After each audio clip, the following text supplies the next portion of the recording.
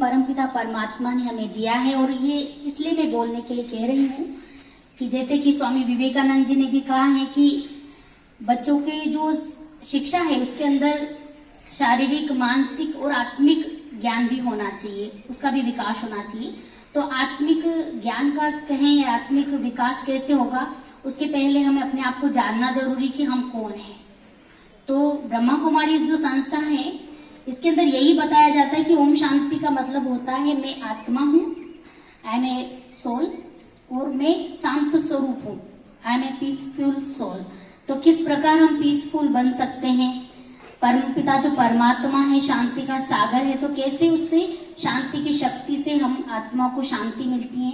तो ओम शांति इसीलिए हम बोलते हैं, ये सिर्फ एक उद्बोधन नहीं है, लेकिन इसमें एक स्मृति में टिकना होता है कि हमारा स्वधर्म, हमारा जो निजी धर्म है आत्मा का, वो शांति है।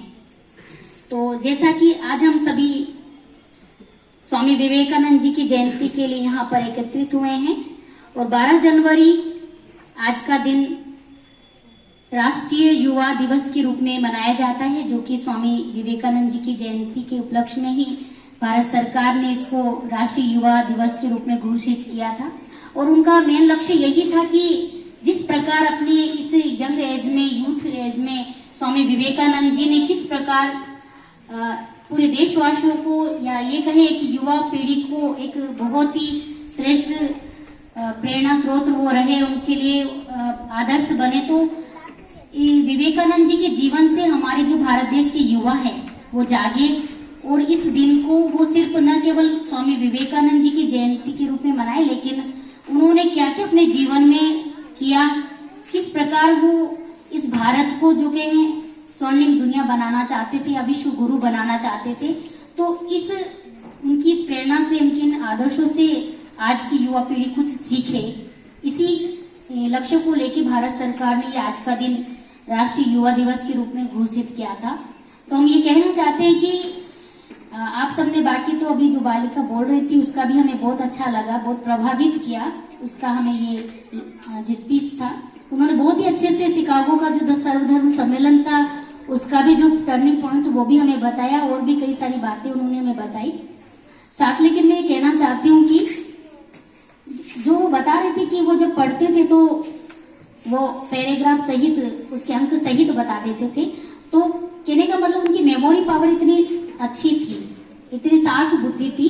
तो कैसे हम अपनी मेमोरी पावर को ऐसा बनाएं, मैं इस बात पे हम कहना चाहते हैं कि हम ये पढ़ते तो हैं कि हमारी मेमोरी पावर अच्छी हो, हमारी बौद्धिक क्षमता का विकास हो, हमारी एकाग्रता बढ़े, लेकिन कैसे बढ़ेगी वो इस संस्था के अंदर बताया जाता है। और आपके जैसे ही कई बहुत सारे जो बच्चे, उनका बाल व्यक्तित्व के रूप में भी ब्रह्मा कुमारी संस्था में बाल विकास के रूप में भी कई प्रोग्राम्स होते हैं, जिसमें कई बच्चों के लिए प्रोग्राम्स हम रखते हैं। और उसमें मेन यही होता है कि कैसे बच्चे जो अपनी स्कूल में स्टडी करते वक्त कैसे स्ट्रेस फ्री रहें, कैसे अपनी बौद्धिक क्षमता को बढ़ाएं, कैसे पढ़ाई के प्रति उनकी रुचि बने। तो परमात्मा ने इसमें सबसे जो इम्पोर्टेंस बताया ब्रह्मा कुमारी संस्था में वो है राजयोगा। और राजयोगा माना परमात्मा की स्मृति से हम किस प्रकार परमात्मा को याद करके अपनी मेमोरी पावर को बढ़ा सकते हैं, किस प्रकार अपने माइंड को पीसफुल बना सकते हैं, उसके लिए है राजयोगा मेडिटेशन, जो 7 दिन का इसका कोर्स भी होता है सेंटर पे। और कई सारे आपके एज के कई सारे बच्चे भी हमारे पास आते हैं, इसको सीखते हैं। वो इसलिए नहीं कि इसको लिए कोई ज्ञान अर्जित करने के लिए, या कई बच्चे सोचते हैं हम तो भी छोटे, हमारी क्या उम्र है ये सब ज्ञान सुनने की। ज्ञान माना ये नहीं कि भक्ति भावना या सन्यासी बन जाना, ज्ञान माना समझ, ज्ञान माना हमारे जीवन में हमें कैसे आगे बढ़ना है, किन किन परिस्थितियों में कैसे पार होना है। तो समझ जो है वो ज्ञान है। तो वो ज्ञान उनको प्राप्त होता है कि किस प्रकार हम अपनी स्टडी में भी अपने जो बौद्धिक क्षमता का विकास कर सकते हैं, स्ट्रेस फ्री रह सकते हैं, ये भी एक ज्ञान है। तो राजयोग मेडिटेशन से ये भी सीखने को मिलता है।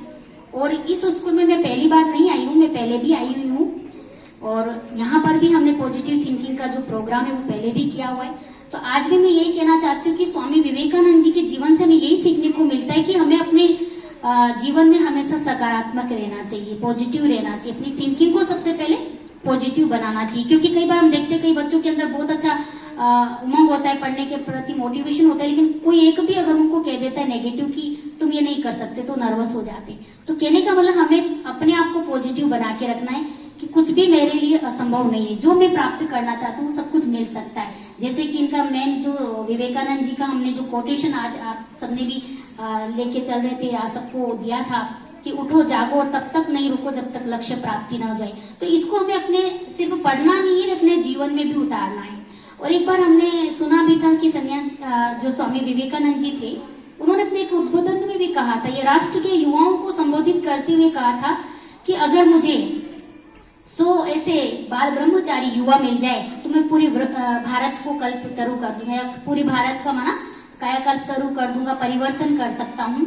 तो ये सपना उनका साकार नहीं हो पाया उस समय, लेकिन ब्रह्मा कुमारी संस्था एक ऐसी संस्था है जिसमें लाखों हजारों कह सकते हैं ऐसे युवा आज भाई बहने हैं, या युवा ऐसे समर्पित ऐसे भाई हैं कई, जिन्होंने अपना पूरा संपूर्ण जीवन पवित्र रहकर के एक तरह से कहें कि बाल ब्रह्मचारी रहकर के आप अपना जीवन जी रहे, पूरे विश्व कल्याण के लिए वो ये कार्य कर रहे जो स्वामी विवेकानंद जी का सपना था। तो वही इसी सपने को साकार करने के लिए ब्रह्मा कुमारी संस्था भी यही कार्य कर रही है, और वो यही चाहते थे स्वामी जी भी चाहते थे कि ये भारत विश्व गुरु बने, भारत फिर से स्वर्णिम दुनिया बने, फिर से सोने की चिड़िया बने भारत। तो फिर से ऐसी दुनिया बनाने के लिए ही परमात्मा इस सृष्टि पर आकर इस संस्था के द्वारा ये दिव्य कार्य करवा रहा है। ब्रह्मा कुमारी संस्था में से कई प्रोग्राम्स किए जाते हैं, अलग अलग विंग्स के रूप से किया जाते हैं, जिसमें यूथ विंग्स के द्वारा ये आज ये जो प्रोग्राम है ये ऑर्गेनाइज किया गया है स्वामी विवेकानंद जी की जयंती के रूप में।